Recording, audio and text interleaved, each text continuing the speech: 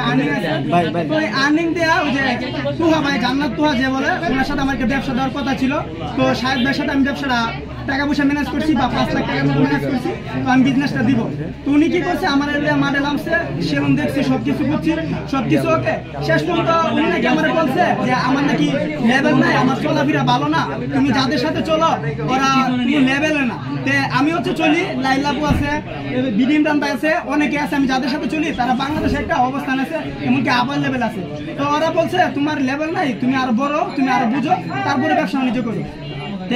সাব্বির ভাই একটা সেলুন দিব, তখন সাব্বির ভাই আমার বলছে, তো আমি যতটুকু পাই আমার সামর্থ্য অনুযায়ী আপুর লয়ে কথা বললাম, ইমরান ভাইয়ের লয়ে কথা বললাম, ওনারা সাপোর্ট নিয়ে তারপর আমি বিজনেসটা শুরু করলাম। এমনকি সাব্বির ভাই আমার যথেষ্ট পরিমাণ সাপোর্ট দিছে।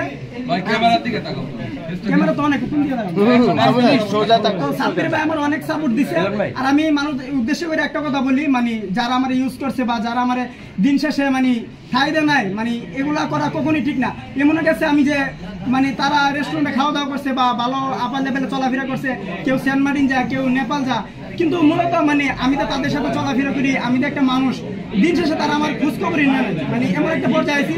কিন্তু শেষ পর্যন্ত আমি নিজে ইউটিউবিং শুরু করি বা নিজে ইউটিউবে ভিডিও করা শুরু করি, কারণ মোটামুটি আমার একটা আর্নিং সোর্স আছে।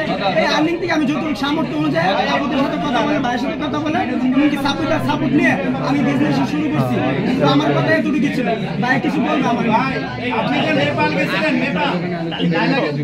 না না না, আপু ছাড়া অন্য কেউ গেছে, আপু না, আপু আমার যথেষ্ট পরিমাণ সাপোর্ট দিছে, এমনকি এখনো সাপোর্ট দেয়। আসলে ভাই যে কথাটা বলছিল ফার্স্ট অফ অল, যে জান্নাত তুহা ওদের সাথে বিজনেস দেওয়ার কথা ছিল, এই ছেলেটা একটা ছোট্ট ইউজার দেখে, তা সে একটা রেস্টুরেন্টে জব করে দেখে, হ্যাঁ, তাকে তাদের সাথে নেয় কথা কিন্তু পাকাপাকি হয়ে গেছিল। তখন তাকে এরকম ভাবে ইনসাল্ট করছে যে তোমার ফেস ভ্যালু নাই, তোমাকে আমাদের বিজনেসে নিব না, বিজনেস কিন্তু কালকে চুক্তিপত্র হয়ে যাবে তার সাথে। কিন্তু জান্নাত তুহা এই কাজটা মোটেও ভালো করে নাই, যার কারণে আমার খুব কষ্ট লাগছে। আমি বিষয়টা লাইলার সাথে শেয়ার করছি। তারপর আমি বললাম যে একটা কাজ করো, সাব্বিরের সাথে মিউচুয়াল হও, সাব্বির আর তুমি দেখো একটা চিন্তা ভাবনা করো যে কিছু করা যায় কিনা, তোমরাও সেলুন নিয়ে নামো। কেন সে একা সেলুন দিছে না, জান্নাত তুহা নাই দেখে কি হয়েছে, পারছে না দাঁড়াইতে, ইনশাল্লাহ আরো একদিন অনেক বড় হবে। আর যদি পায়ে যদি আজকে সমস্যা না হতো, সে একটা ইন্টারন্যাশনাল ফুটবল প্লেয়ার হতে পারে। ওরা কিন্তু আমার 19 এর ফ্রেন্ড, ওরা ওই যে নাইজেরিয়ান 19 এর ফ্রেন্ড, আমরা 19 একলা খেলছি। আমি লাস্ট বসুন্ধরা আন্ডার 17 18 এ ছিলাম, কিন্তু আমি ইঞ্জিনিয়ারিং খেলা হয় না।